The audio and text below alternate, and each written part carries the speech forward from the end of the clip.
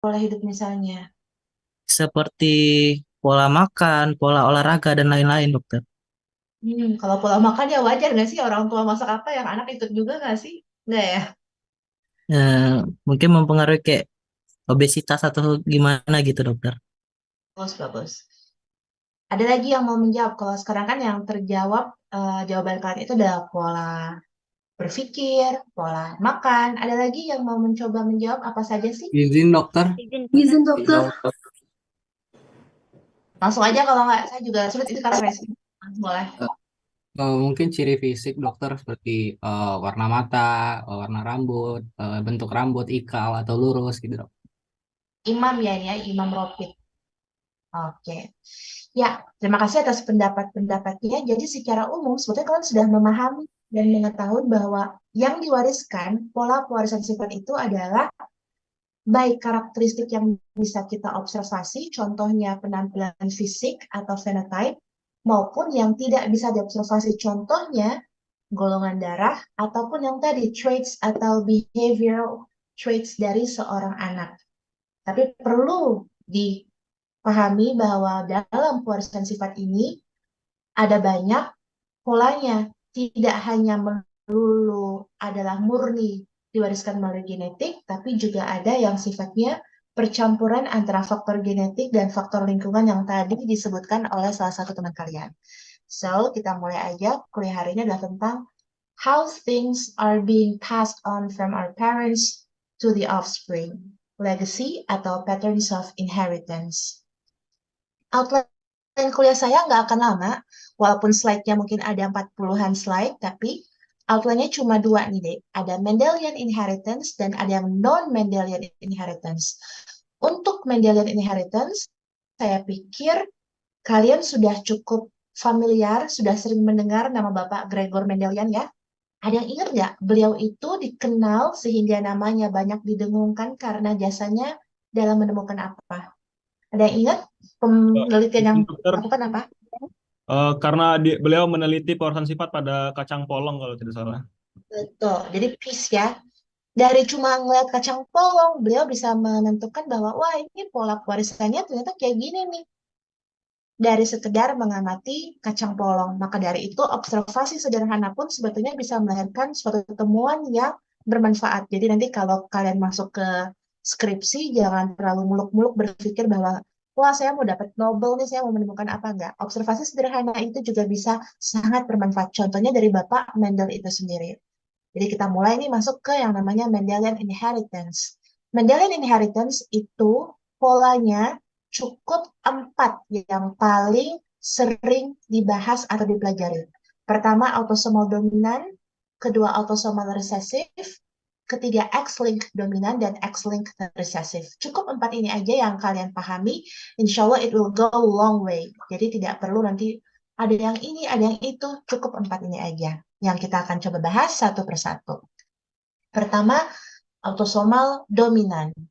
Nah, kalau kalian mendengar kata-kata dominan itu apa yang terbersit di benak kalian, Dek? Apa maksudnya dominan? Izin dokter, menurut saya yang dimaksud dominan itu suatu sifat yang dia cenderung mengalahkan sifat lain atau lebih unggul dibanding sifat lainnya dalam pewarisan sifat. Oke, good, good. Definisi yang sangat baik. I cannot ask for a better definition. Jadi kalau dominan itu seperti yang disampaikan oleh Iqbal. Biasanya Iqbal ya, ini Iqbal. Iqbal apa artinya, Dek? Sebenarnya itu dari ayah saya kurang tahu juga artinya apa, dokter. Wow, kamu seumur hidupku nggak pernah penasaran, wah arti nama saya apa nih gitu ya. Siapa tahu kan namanya artinya sesuatu yang sangat istimewa, kan nama adalah doa. Jadi betul, autosomal dominan adalah suatu pola pewarisan di mana salah satu sifat itu akan mendominasi atau mengalahkan sifat yang lain. Bagaimana aplikasinya dalam dunia kedokteran? Sebelumnya kita perlu pahami bahwa dalam pola pewarisan autosomal dominan, kaitannya dengan suatu penyakit itu artinya adalah males and females equally affected. Semua baik pria maupun wanita itu berisiko untuk terkena penyakit yang diwariskan melalui pola autosomal dominan. Kenapa kok bisa semuanya, semua gender? Karena dia autosomal, yang terkena adalah di sel-sel tubuh atau autosom, bukan terkait kromosom seks. Jadi wajar ya kenapa males and females equally affected karena pewarisnya adalah autosomal. Lalu, yang prinsip kedua adalah affected people atau pasien atau orang yang sakit itu akan bersifat atau membawa alel yang heterozygous. Kalau heterozygous itu contohnya kalau misalnya kalian lihat yang kayak gini, ya A besar, A kecil itu kan adalah penggambaran alel. Kalau dia ada satunya huruf besar, satu huruf kecil, ini adalah heterozygous. Tapi kalau ada dua-duanya huruf kecil atau dua-duanya huruf besar, itu berarti dia homozygous. Nah, pada pola pewarisan autosomal dominan, affected people akan membawa alel yang heterozygous. Bagaimana kalau yang homozygous? Biasanya orang-orang yang homozygous, mereka akan tidak mengalami penyakit tersebut, tapi biasanya akan mengalami kondisi yang lebih parah atau bahkan meninggal. Jadi kalau masih ingat tadi yang A besar A kecil itu adalah heterozygous, that means they're sick atau affected terhadap penyakitnya. Kalau dia A besar itu berarti homozygous, dan ini sangat jarang terjadi pada kasus-kasus pola pewarisan autosomal dominan. Jikapun terjadi, maka pasien tersebut akan mengalami penyakit dengan tingkat keparahan yang lebih atau bahkan letal atau meninggal. Nah, karena pria dan wanita itu sama-sama bisa terkena penyakit yang diwariskan dengan pola autosomal dominan, maknanya adalah penyakit ini juga bisa diwariskan baik dari ayah maupun ibu, tergantung siapa yang terjangkit penyakit tersebut. Disorders can be transmitted by both sexes.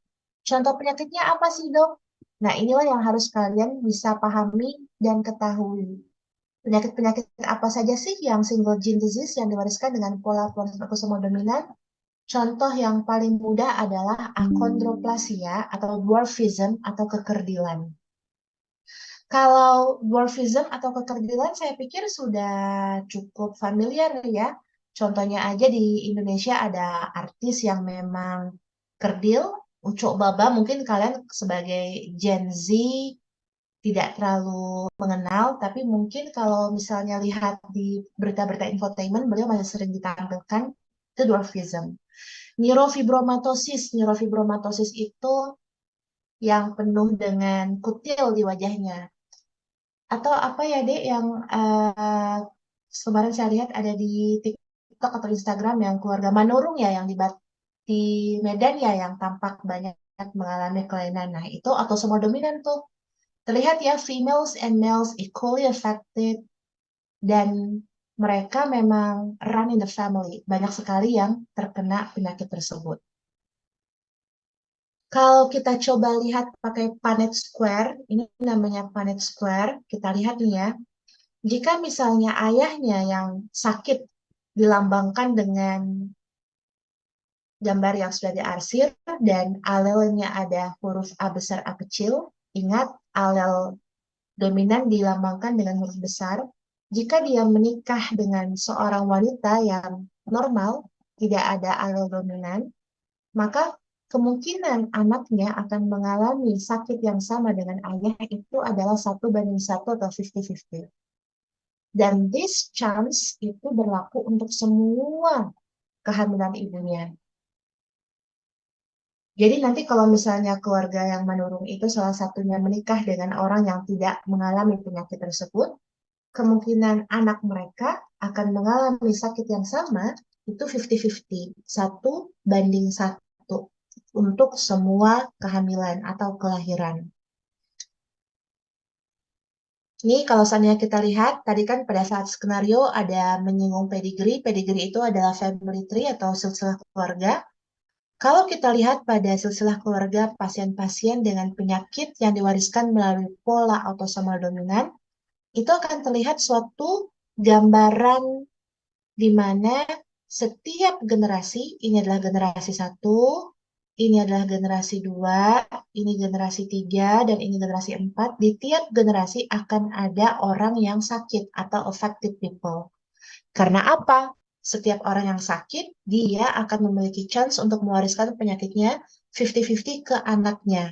Dan semuanya itu tergambar dalam pohon keluarga. Jadi, salah satu karakteristik pohon keluarga autosomal dominan adalah it happens in every generation. Dan orang yang sakit itu, jika kita lihat orang tuanya, maka salah satu dari orang tuanya akan juga sakit yang sama. So, affected children are born from infected parents. Ini adalah suatu pakem bagi pola pewarisan autosomal dominan. Sampai di sini dipahami deh untuk autosomal dominan? Cukup mudah ya. Kalau misalnya saya boleh izin nih minta contoh yang juga mudah. Oke, ini adalah contoh dari pasien-pasien ya. Yang ini adalah Marfan syndrome, ini achondroplasia. Kalau ini dalam kaitannya dengan penyakit, saya minta contoh misalnya,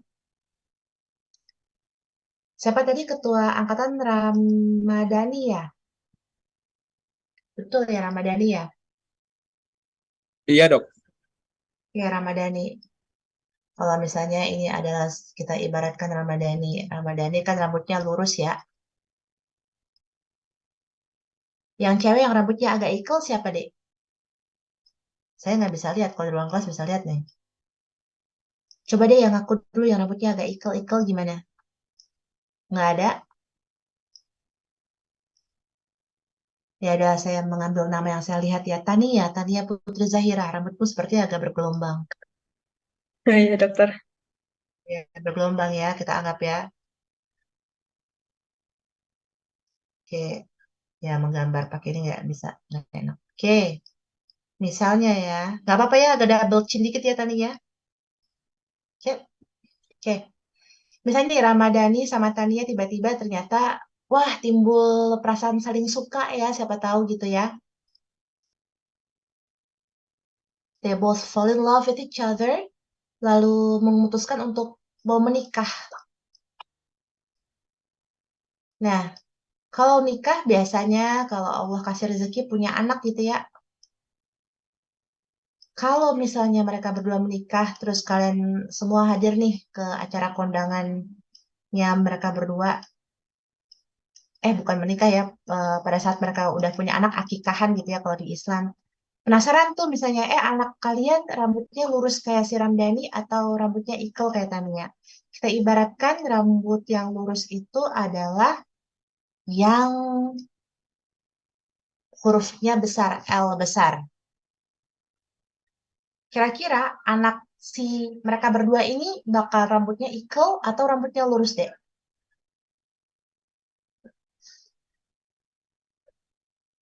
Lurus, dokter. Lurus.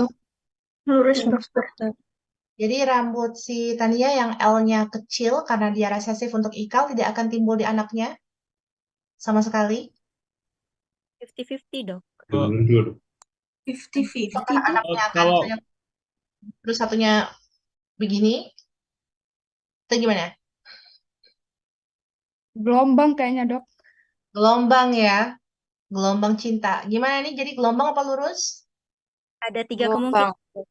Lurus, ikal, Dominan dan ya. Nih, apa pilihan anak mereka? Lurus atau yang lurus siapa? Yang cowok.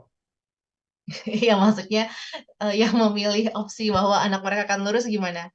Kan anak mereka bisa cowok atau cewek ya, Alia ya kita nggak tahu atau non-binary mungkin. Oh, belum tahu dok. Masih Nah. 50-50. 50-50, dok. Ya, oke. Jadi 50-50-nya itu apa pilihannya? Lurus. 50 apa? Intermediate bisa nggak, dok? Intermediate. Jadi maksudnya apa tuh? Gelombang Separuh dok.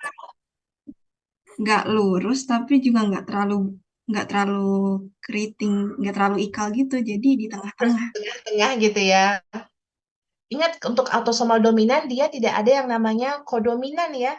Ini adalah autosomal dominan mutlak. Kalau kodominan kan dia ada gradasi yang tadi kamu bilang bahwa akan ada intermediate phenotype.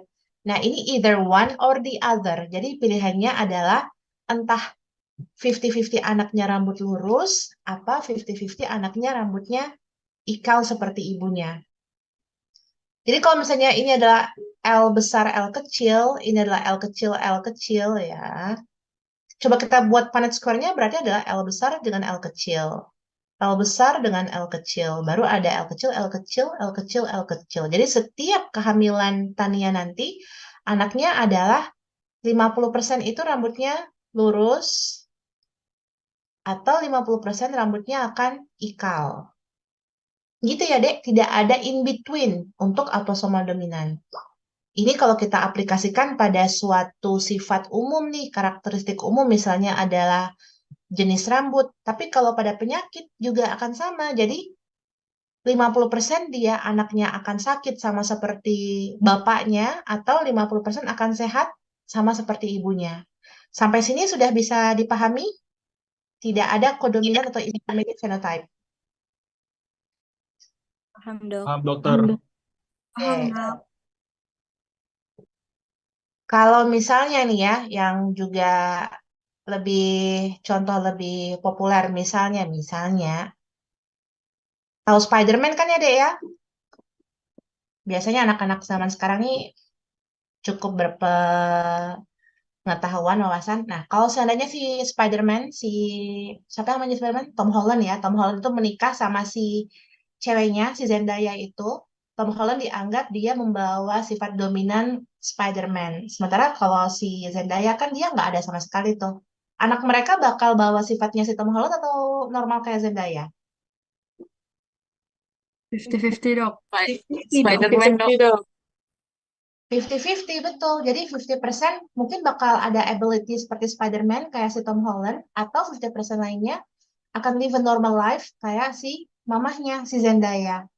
Jadi itu adalah prinsip utama dalam autosomal dominan. Kalau salah satu orang tuanya adalah yang sakit, affected, maka jelas dia akan mewariskan ke anaknya 50-50. Dengan catatan istrinya atau pasangannya normal ya.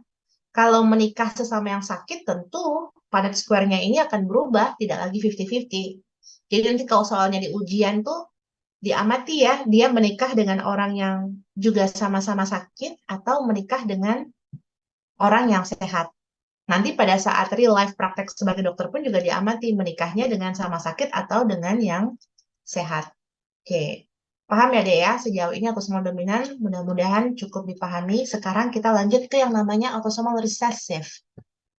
Nah, autosomal resesif nih berkebalikan dari autosomal dominan. Kalau tadi dominan tuh cukup satu aja alel dominan muncul, wah udah langsung manifest nih penyakitnya atau sifat karakteristiknya. Sementara kalau resesif, it takes two to tango. Harus ada dua alel, baru dia manifest.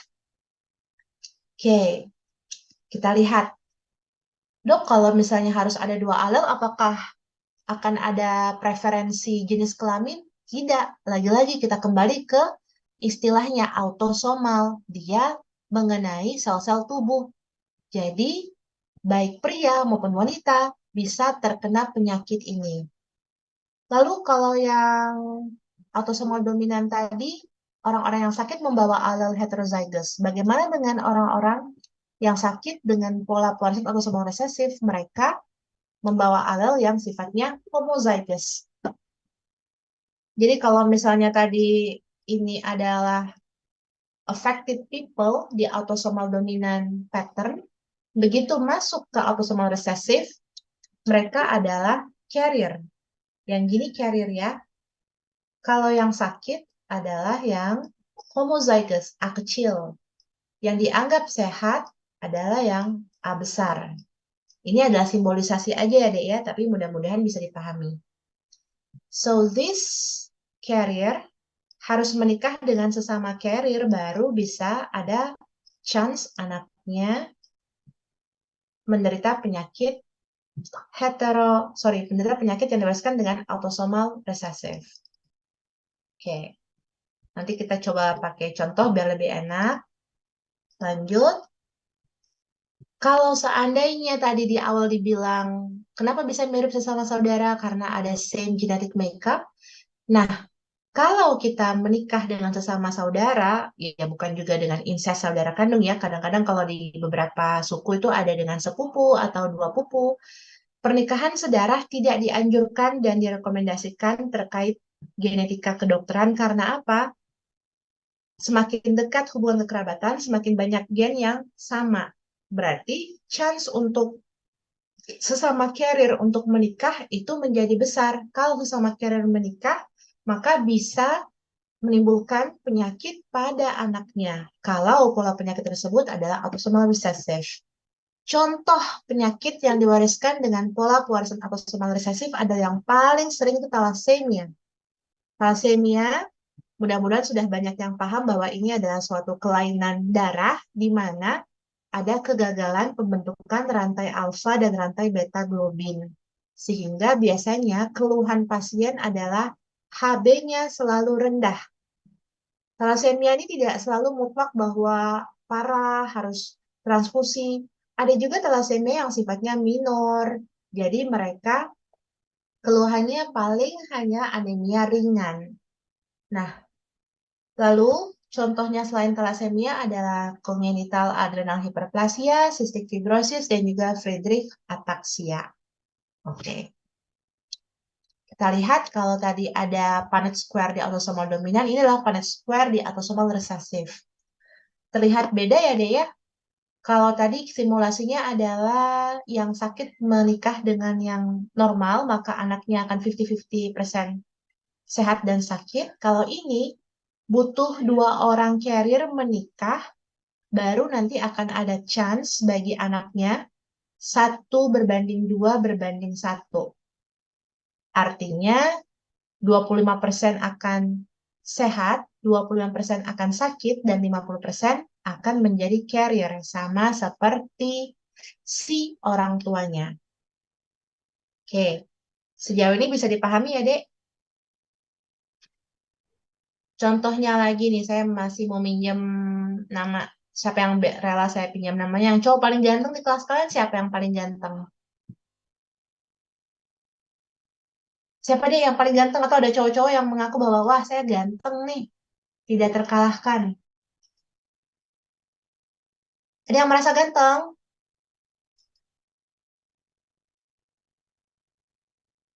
Wah, nggak ada nih.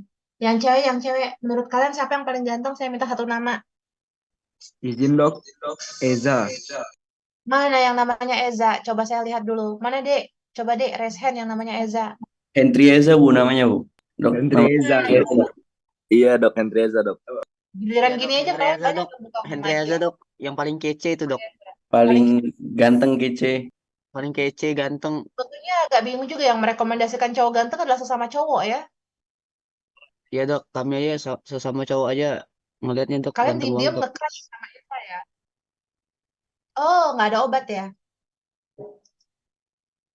Jadi kalian masih memiliki preferensi yang normal ya gitu ya. Yang menyarankan Eza. Mana mukanya Eza? Eza on cam Eza. Wah, ketahuan Eza nggak on cam. Saya aja rela on cam. Katanya belum mandi dok. Belum mandi. Ya ampun. Dia mungkin boleh ya didisiplinkan diri ya. Mau online, mau offline. Tapi mungkin Eza adalah itu ya, penganut paham si Greta ya. Adalah save the environment, save water, hemat air. Jadi saya nggak bisa lihat Eza, yang bisa lihat di layar saya sekarang. Mohon maaf nih, Husin Abid nih. Yang terlihat di layar. Kamu Iya, ganteng nggak, Husin? biasa aja dok. Biasa aja. Gimana kamu mau percaya diri mendekati cewek-cewek? Gak gitu dok, Iya, sip-sip ngerapin aja dok. rambut ya biasa kalau cowok udah juga ya. Oke. Ya, saya pinjam ya, Husin ya. Ya dok. Oke, oke, Husin. Husin ini pasti ini. Rambutmu kenapa kayak ada di sini? Maaf. Oke, Husin, pilih cewek di kelasmu. Atau ada cewek yang rela untuk dijodohkan dengan Husin?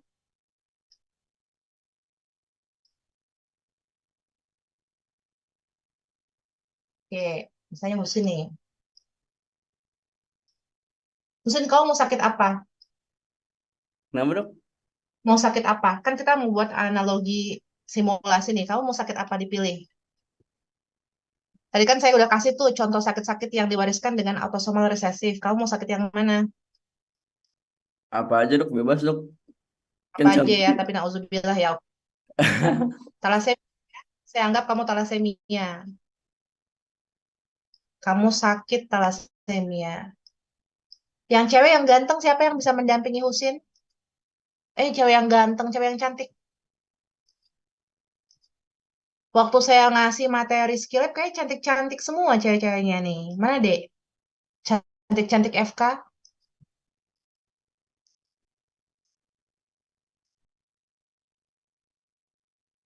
Nggak ada yang merekomendasikan diri? Di layar saya masih terlihat Tania ya. Kasihan Tania lagi ya. Oke, saya coba lihat ya. Saya izin scroll-scroll dulu. Yang mukanya terlihat. Mukanya pada nunduk semua, Dek. Saya nggak bisa lihat. Oh, Jessica. Jessica the Angel. Iya dok. Halo, Jessica. Oke. Namanya pun sudah itu ya. Jessica the Angel. D-nya tuh apa, Dek? Hmm, apa ya? Daring. Dari. Dari. Oh, tadi saya pikir daring. Nanti adik kamu luring. Jessica the Angel. Jessica sang bidadari ya kalau the. Oke, kan cantik ya Jessica ya. Cantik nggak? Dek. Nggak apa-apa. Iya. Oh, cantik. You are beautiful. Kalau menurut saya sih cantik ya. Semuanya cantik. Tapi karena kamu yang terlihat mukanya, terpaksa lah saya ambil. Oke ya. Pakai jepit. Udah siap banget ya. Oke. Nah, ini based on real case situation. Saya dapat pasien memang. Mahasiswa FK juga waktu itu. Konsul ke saya. Mereka pacaran nih. Sama kayak misalnya Husin sama Jessica. Mereka konsul ke saya sebelum mereka menikah. Ternyata setelah melakukan pemeriksaan, mereka berdua adalah carrier thalassemia. Kalau seandainya Husin dan Jessica, dua-duanya adalah carrier thalassemia, lagi-lagi berpacaran, ingin melanjutkan ke jenjang yang lebih serius, dan konsultasi ke kalian sebagai dokter, dan kalian tahu bagaimana pola pewarisan autosomal resesif, apa saran kalian sebagai dokter? Saran profesional. Izin dok. Izin dok. Ya, Eh, Vanesh. Mungkin lebih baik child free ataupun kalau mau punya anak lebih baik satu saja dok. Kenapa tuh satu aja? Kalau child free saya mungkin bisa pahami bahwa menghindari sama sekali. Satu aja kenapa tuh Vanesh? Karena izin dok karena potensi terkena talasemia besar jika banyak anak yang terkena talasemia biaya penanganannya pun berat juga dok. Jadi direkomendasikan Hmm, satu saja. oke oke. Husin, sanggup nggak Husin? Sanggup-sanggup aja dok. Oh, sanggup Vanesh tuh pasiennya ngejawab tuh, wah gimana dok? Saya secara materi sanggup. Jadi kalau seandainya memang dapat pasien yang seperti ini, chance-nya seperti ini juga ya. Seperti ini. Maksudnya kalau misalnya dua orang carrier menikah, maka gambaran chance mereka untuk punya anak dengan thalassemia in every pregnancy would be 25%. Sementara carrier 50%. Kita bisa nggak memastikan bahwa, wah anak pertama pasti thalassemia, wah anak pertama nggak thalassemia. Bisa nggak kayak gitu? Dok, tidak bisa, dok. Bisa. Dengan cara apa? Dengan cara pemeriksaan prenatal. Tapi lagi-lagi, kalau sudah kita melakukan pemeriksaan prenatal, konsekuensinya apa? Kita kembalikan ke orang tuanya, apakah ingin menggugurkan kandungan atau lanjut. Dalam kasus saya kemarin, untuk pasangan calon suami istri anak FK mahasiswa saya sampaikan memang seperti yang saya sampaikan ke kuliah kalian, chance-nya adalah 25% anak kalian normal, 50% carrier, 25% adalah thalassemia. Tapi kalau seandainya ingin tahu sejak awal, sejak dalam kandungan, apakah anak ini menderita thalassemia atau tidak, bisa. Namun, kalau seandainya talassemianya bukan talasemia yang berat, yang sifatnya masih ringan, tidak diperbolehkan untuk menggugurkan kandungan. Karena yang boleh digugurkan kandungan hanya yang membahayakan nyawa ibu atau nyawa janinnya itu sendiri. Nah, kalau seandainya kita ubah nih situasinya, ternyata Husin adalah seorang yang sehat. Kira-kira menurut kalian, chance-nya untuk mereka punya anak yang thalassemia berapa sekarang? Cuma Jessica yang Izin menjawab, Dok. 0%. Jessica sakit thalassemia. Husin sehat. 50-50 dok. Tidak ada. Tidak. Dok, tidak ada. 0% dok. Izin dok. 0% dok, 0%. 50%. Normal Good. carrier dok. Nah, jawabannya Carrier, itu Dok. normal carrier. Jadi tidak ada yang akan menderita thalassemia, tapi semuanya akan carrier. Jadi ingat ya, kalau chance ini akan sangat bervariasi bergantung dari status carrier orang tuanya. Kalau orang tuanya satunya sehat, satunya sakit, tentu anaknya 100% will be carrier. Tapi ini tentu akan berubah lagi kalau seandainya Hussein ini adalah carrier menikah dengan orang yang sakit. Tentu akan ada chance anaknya yang thalassemia. Ya, kalau simulasi ini adalah simulasi untuk orang tua yang carrier saja. Simulasi yang di luar sana dalam kenyataan itu bisa sangat bervariasi. Oke, tapi bisa dipahami ya. Oke, terima kasih Jessica dan Husin. Mudah-mudahan jodoh ya di kemudian hari. Oke, lanjut. Kalau tadi kita sudah lihat adalah pola pedigree autosomal dominan itu terjadi orang yang sakit di setiap generasi. Kalau autosomal resesif, pola pedigree-nya begini. Ada yang affected, ada yang carrier. Dan semua yang affected terlahir dari orang tua yang carrier atau pembawa sifat. Jadi bedanya kalau di autosomal dominan itu, di setiap generasi akan ada yang sakit, sementara kalau dia autosomal resesif, maka yang sakit itu ada di generasi paling bawah. Orang tuanya dia adalah carrier. Oke. Ini tadi yang saya bahas tentang kenapa konsanguinitas atau pernikahan sedarah itu menjadi penting. Kita bisa lihat dari proportion of genes shared between first degree, second degree, third degree, fourth degree, and fifth degree. Semakin dekat kekerabatan, maka akan semakin banyak proporsi gen yang sama atau similar. Oke, lanjut.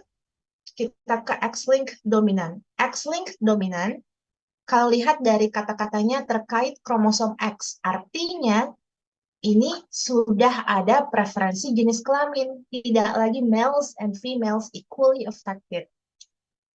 Yang punya kromosom X siapa, Dek? Semuanya punya. Perempuan dok. Dua-duanya. Semuanya dok. Punya duanya. Tapi yang punyanya dua siapa? Wanita. Wanita, Dok.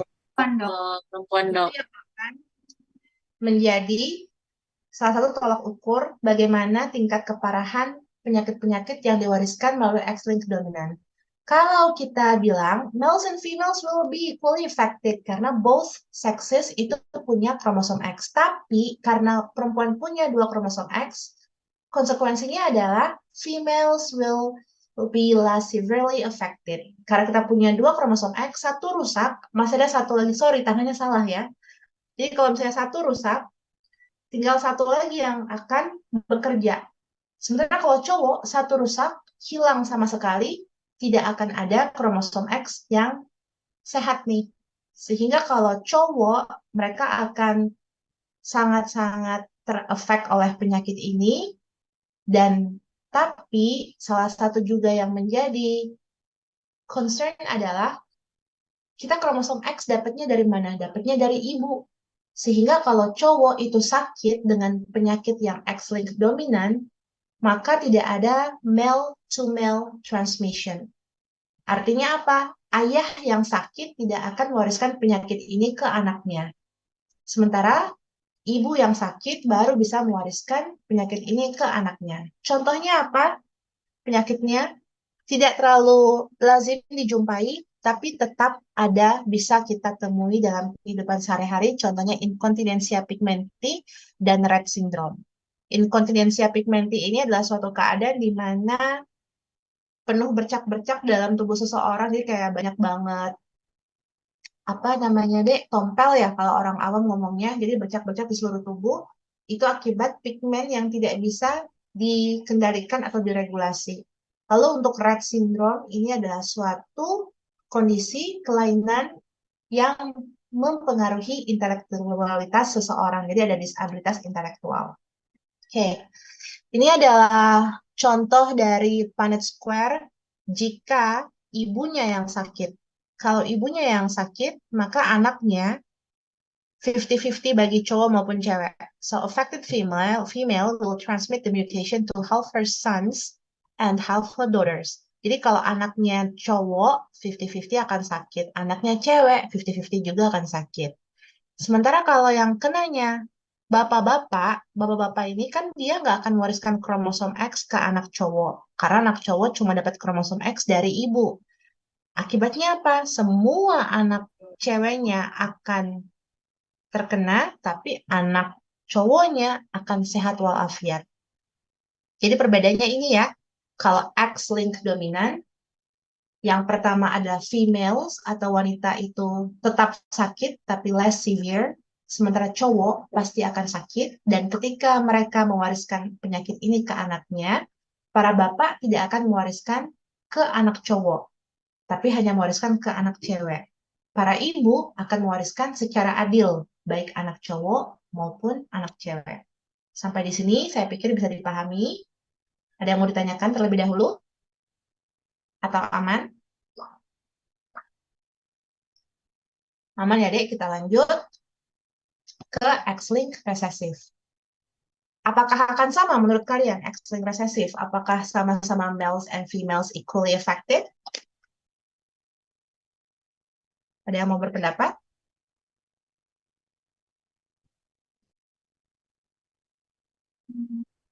Mungkin.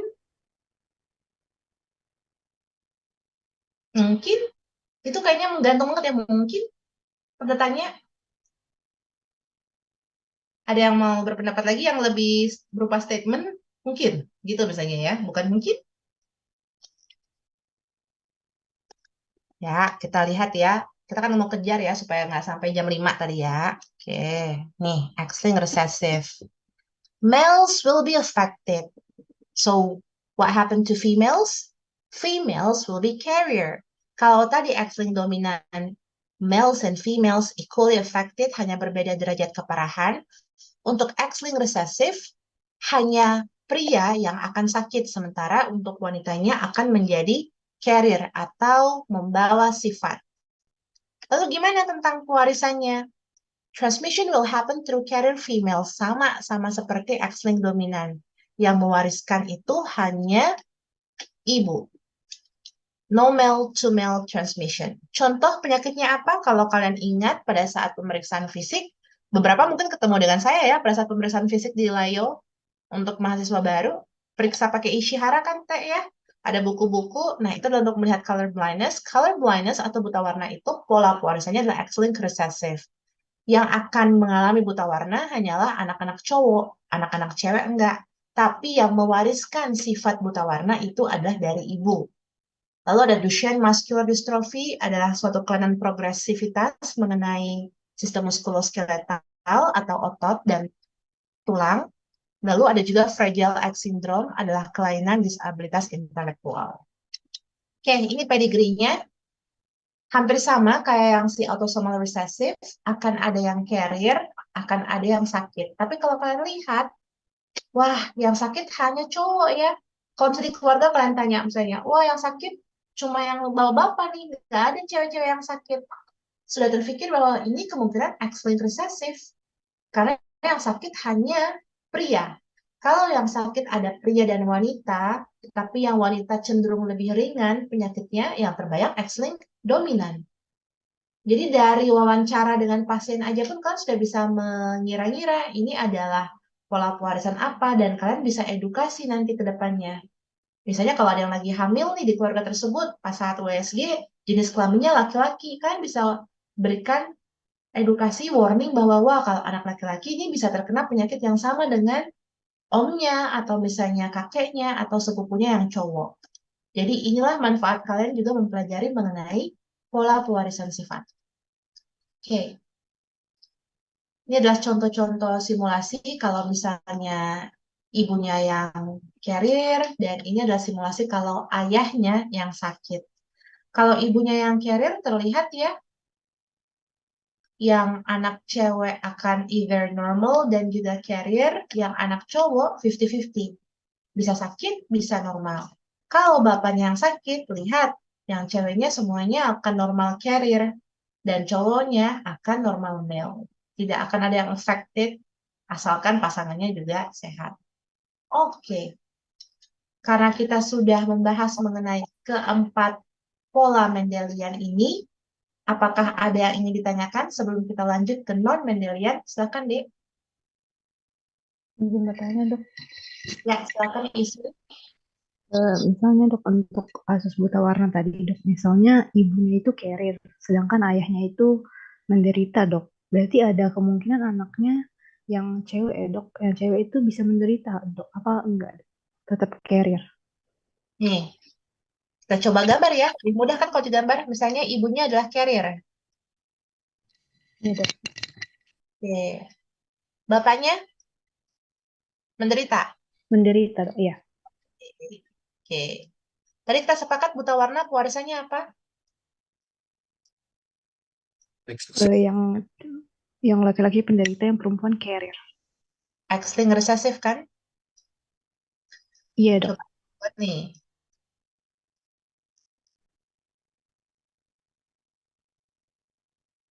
Berarti kalau untuk anaknya yang perempuan, mereka semua itu akan menjadi carrier ya, carrier buta warna. Anak laki-laki 50-50, ada yang akan buta warna, akan ada yang sehat. Tetap ya, yang si anaknya yang buta warna karena apa? Bukan dari ayahnya, X-nya, dapatnya dari ibunya yang carrier. Tapi tetap ada chance anak laki-lakinya sehat, tidak buta warna. Jadi Punnett square ini semua akan bergantung pada status orang tua. Nah, yang ini pertanyaannya misalnya, wah dok, kok double-double dia nih? Apakah dia akan buta warna? Ada rare cases atau kejadian langka di mana beberapa wanita memiliki buta warna parsial. Ini diduga akibat pola warisan yang seperti ini. Sebetulnya tidak ada buta warna pada wanita, tapi ada juga yang penyakit-penyakit langka atau kondisi langka di mana mereka mengalami buta warna. Nah, ini diduga tadi yang saya bilangnya akibat pernikahan antara wanita carrier dan juga pria yang sakit. Oke. Ada lagi yang mau ditanyakan? Izin banget. Ya, Saya boleh silakan. metode.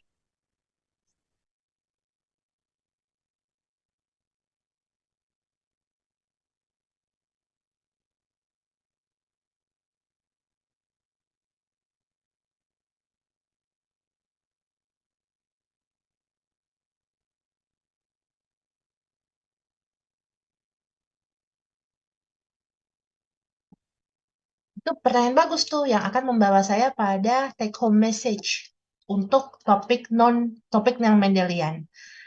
Semua perhitungan tadi ya dipanggil ya nak. Nggak tahu.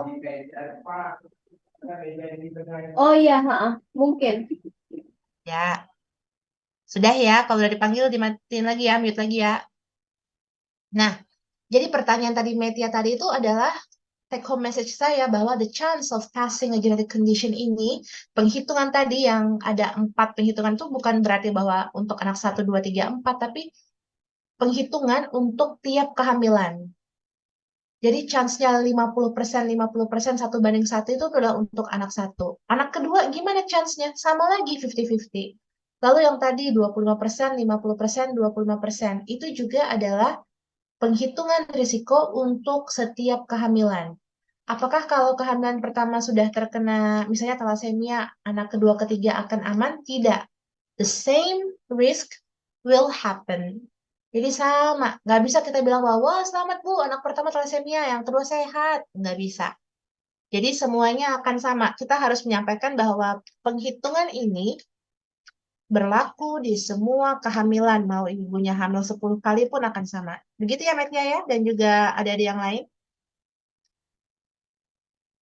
Ada lagi yang mau ditanyakan sebelum kita lanjut ke non-Mendelian?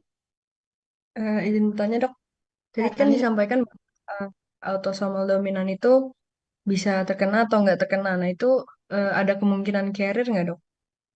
Good question. Jadi kalau untuk autosomal dominan tidak ada in between, tidak ada carrier. Hitam putih, kamu sakit, kamu tidak sakit. Yang ada in between hanya untuk autosomal recessive, ada yang carrier. Oke, terima kasih dokter. Ya, ada lagi yang mau ditanyakan? Kalau belum, kita lanjut dulu ke yang non-Mendelian inheritance. Non-Mendelian inheritance berarti ya dia tidak mengikuti pola Mendelian ya. Tidak ada tuh penghitungan 50%, 50%, 1:1, 1:2:1. Tidak ada penghitungan persentase pada non-Mendelian inheritance. Apa saja sih non-Mendelian inheritance itu yang wajib diketahui? Yang pertama ada reduced penetrance, anticipation, genomic imprinting dan uniparental disomy, mitochondrial inheritance, multifaktorial and polygenic inheritance. Ya, selamat datang di dunia kedokteran ya, Dek ya. Kita sudah menemukan istilah-istilah yang tampak rumit dan penjelasan yang lebih rumit lagi enggak ya. Tapi ini adalah suatu pola pewarisan yang kalian sebagai seorang calon dokter setidaknya wajib tahu dan bisa menjelaskan ke pasien kalian di masa depan. Kita mulai satu persatu. Konsepnya saja yang akan saya jelaskan. Reduce penetrance. Kalau dari arti kata sebetulnya sudah jelas ya, reduce penetrance berarti penetrasi yang berkurang, penetrasi yang tidak terlalu maksimal. Apa maknanya kalau di dunia kedokteran? Contohnya yang paling mudah adalah misalnya orang tuanya sakit A, anaknya kok nggak sakit? Kenapa tuh nggak diwariskan? Ya karena salah satu fenomena yang bisa menjelaskan hal tersebut adalah reduced penetrance. Jadi gen yang sakit yang dibawa oleh orang tuanya itu ternyata tidak bisa diwariskan maksimal ke anaknya. Potensinya menurun tuh. Itu adalah reduced penetrance. Secara definisinya, reduced penetrance itu adalah seseorang mengalami mutasi atau perubahan DNA atau gen, tapi tidak mengalami penyakitnya. So they carry the mutated gene, but they don't develop the disease. Artinya, masih ada chance orang tersebut tidak akan sakit. Contoh paling mudah adalah pada kasus-kasus kanker. Misalnya kalian pernah dengar, wah ibunya kanker payudara, tapi apakah semua anak wanitanya akan kanker payudara? Dalam real life kan tidak ya. Tidak selalu itu bahwa kanker juga. Nah, itu adalah suatu kondisi yang disebabkan oleh reduced penetrance. They carry the gene, the faulty genes, but they don't develop the disease. Karena apa dok? Kok bisa gen yang mutasi itu tidak termanifestasi? Kuasa Allah jawabnya ya, yang paling enaknya ya. Tapi mekanisme molekulernya ada dan masih kontroversi, belum terlalu bisa dijelaskan. Oke, ini konsepnya. Jadi jangan khawatir, yang saya akan share adalah konsep-konsep dari proses non-Mendelian inheritance, tidak menjelimet sampai ke detail. That's why we're moving on to the next one. Udah dapat kan adek materi tentang DNA? Ini minggu kedua ya kuliah ya, iya nggak sih? Iya, Dok. Nah iya, Dok. banyaklah pengalaman, pengetahuan, alhamdulillah. Next one is anticipation, antisipasi. Kalian kalau misalnya, wah ada yang senang K-pop nggak? Pasti kan kalau misalnya senang K-pop tuh mengantisipasi kalau ada jadwal-jadwal mereka rilis album, rilis lagu, excited. Nah, antisipasi itu dalam dunia genetika ada suatu term yang digunakan untuk menjelaskan fenomena di mana kalau orang tuanya sakit, anaknya akan jauh lebih sakit, jauh lebih parah. Itu antisipasi. Jadi misalnya orang tuanya sakit A nih, yang saya sebutkan contohnya adalah Huntington disease atau Kennedy disease. Huntington ini adalah penyakit neurologi, penyakit syaraf yang paling mudah, yang mirip-mirip kayak Alzheimer ya deh ya, Huntington ini mirip tapi bukan. Jadi kalau orang tuanya sakit Huntington disease, terkena penyakit ini di usia 50 tahun, dan derajat keparahannya tidak terlalu parah, maka anaknya bisa menderita penyakit yang sama di usia yang jauh lebih muda dan kondisi yang jauh lebih parah. So, itulah antisipasi. Suatu proses atau fenomena di mana anak akan mengalami penyakit yang sama dengan orang tua, namun dengan tingkat keparahan yang lebih tinggi dan onset atau awal mula penyakit yang lebih dini. Apa penyebabnya? Karena ada suatu mutasi atau perubahan DNA yang dinamakan dengan trinucleotide repeat expansion. Sudah belajar tentang mutasi DNA? Udah ada yang ngasih materinya? Belum, Dok, seingat saya. Belum ya. Ya udah nanti bisa kita bahas di kuliah besok.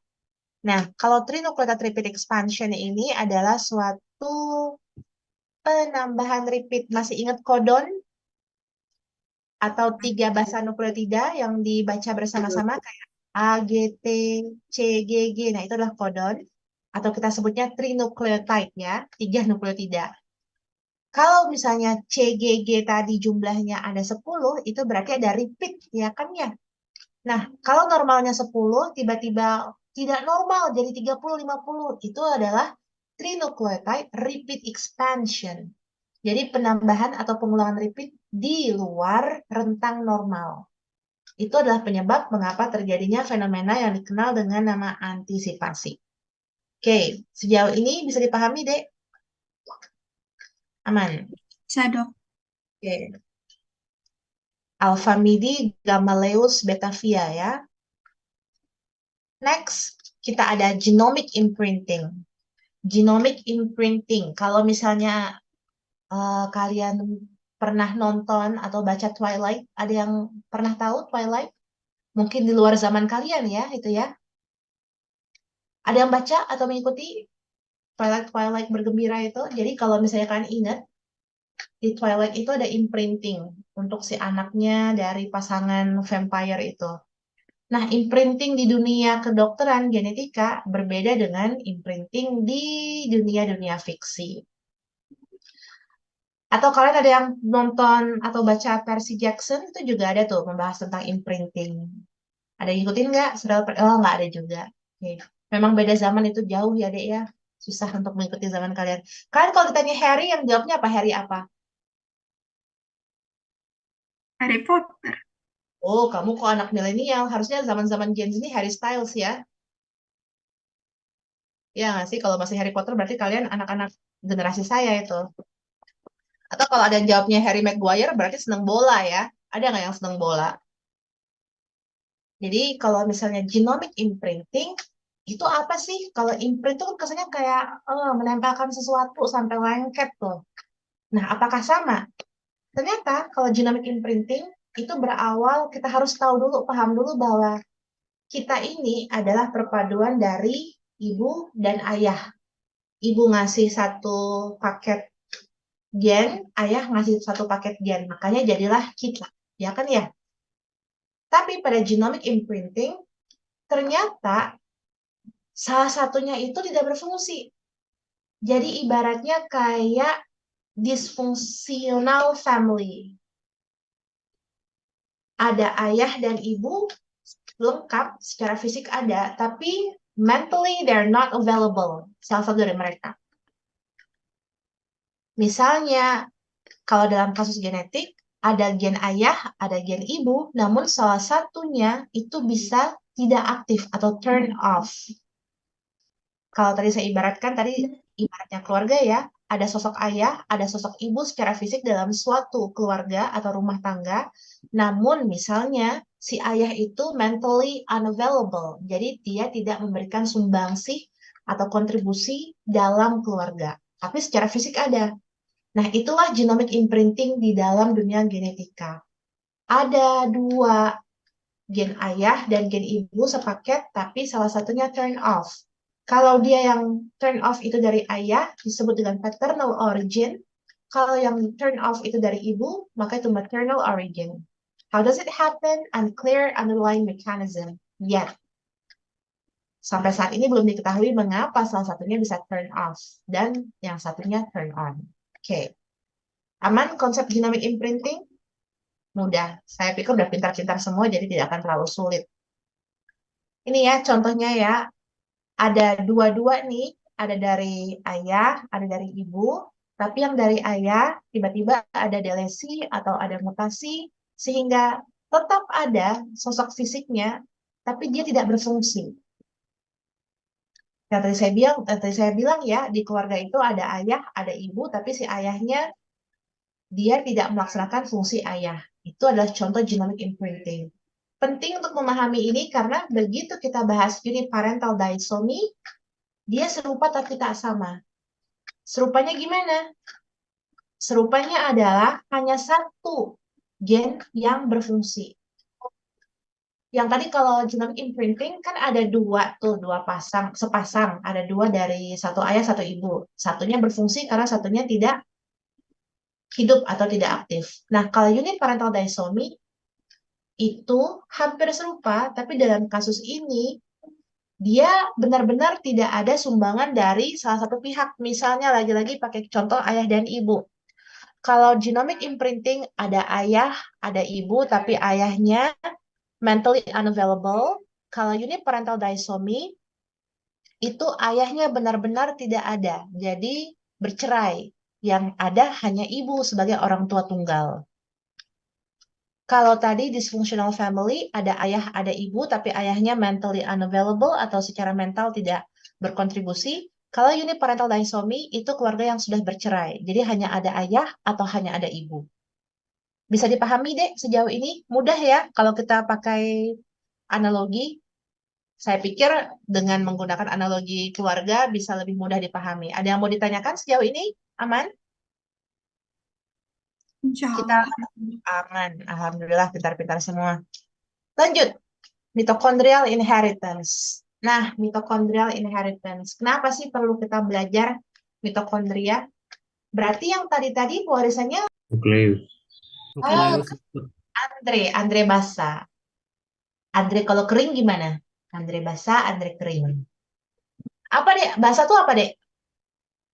Nama family? Singkatan nama kakek saya, Dok. Oh, HS. Wah, mohon maaf saya berarti ya. HS. H-nya hatorangan, S-nya segala. Oh, Itu kalau marga. orang Batak apakah memang menggunakan dua family sekaligus ya marganya? Oh enggak, yang marga itu segala. Oh, Hatorangan dengan nama. hatorangan itu adalah nama ya. Iya, Dok. Apa artinya, Dek, hatorangan? Apa? Terang. Terang, torang gitu ya. Wah, pas, latar belakangmu juga itu cahaya ilahi itu terang. Oke, betul berarti jawaban Andre tadi bahwa yang tadi-tadi itu diwariskan melalui nukleus, organel sel nukleus. Nah, kenapa kita bahas tentang mitochondrial inheritance? Berarti ini mengimplikasikan bahwa ada DNA mitokondria ya, Dek ya. Bahwa DNA itu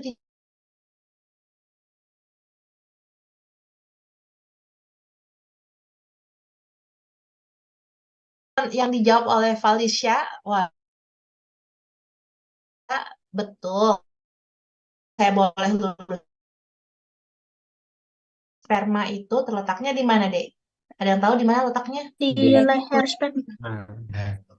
Ekor ya, lebih tepatnya lebih because his DNA would not be passed on to the offspring, hanya DNA ibu. Oke. Contoh-contoh penyakit akibat kelainan mitokondrial inheritance ini apa? Kalau yang lama-lama dulu biasanya adalah penyakit-penyakit sindrom nih.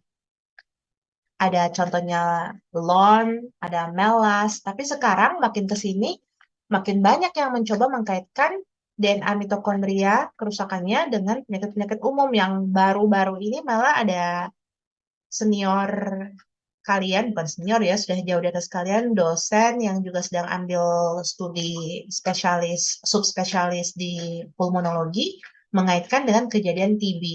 Jadi banyak sekali sekarang ilmu berkembang tidak hanya terbatas pada penyakit genetik, tapi juga penyakit-penyakit yang sifatnya multifaktorial. Nah, balik lagi ke gambar yang ini.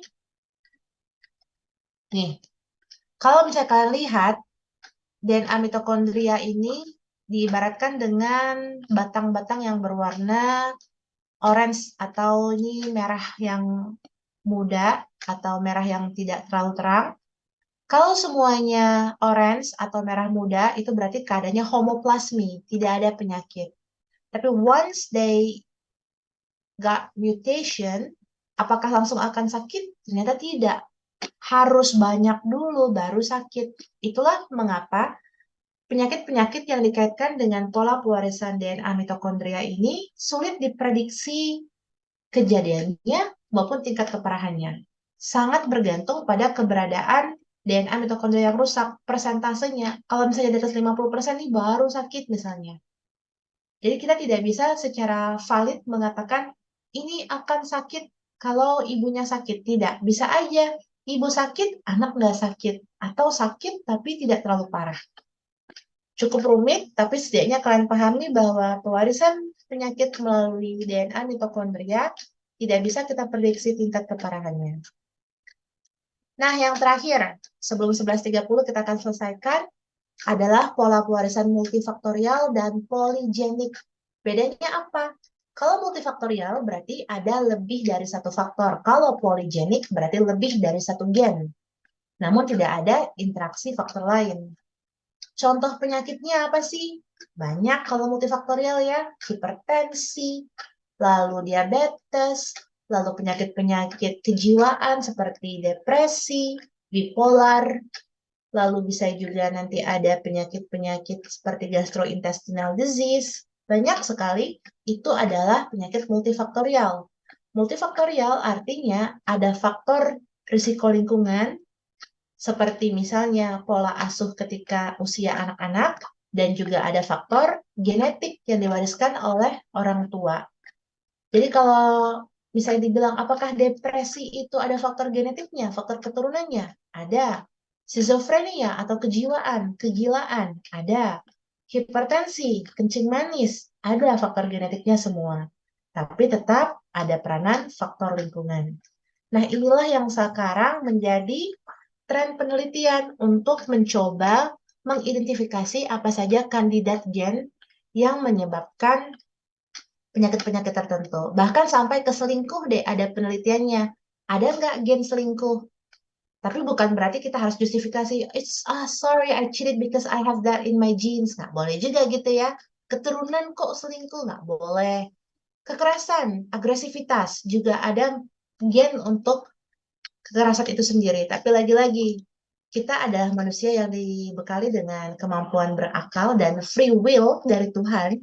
So everything that we do, itu sebenarnya konsekuensi dari apa yang kita pilih untuk lakukan.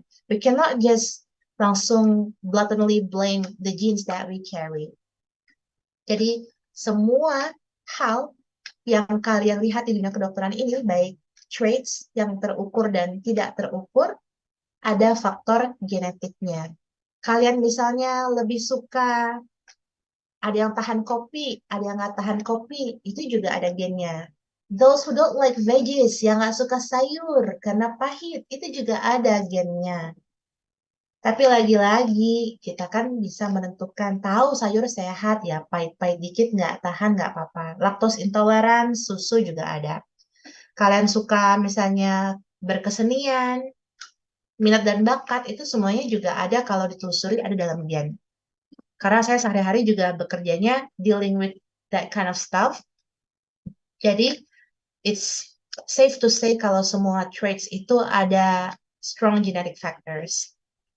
Nah, take home messages baik dari Mendelian dan non-Mendelian adalah genetic affects every aspect in life. Semua aspek kehidupan dalam dunia kedokteran dan kesehatan itu ada genetic factors-nya. Tingkat kesembuhan seseorang ada faktor genetiknya. Respon seseorang terhadap pengobatan ada faktor genetiknya. Kecenderungan menderita suatu penyakit ada faktor genetiknya. Dan faktor genetik tersebut diwariskan melalui pola-pola pewarisan sifat, baik Mendelian maupun non-Mendelian. Baiklah, terima kasih banyak atas perhatiannya. Silahkan jika ada yang ingin didiskusikan.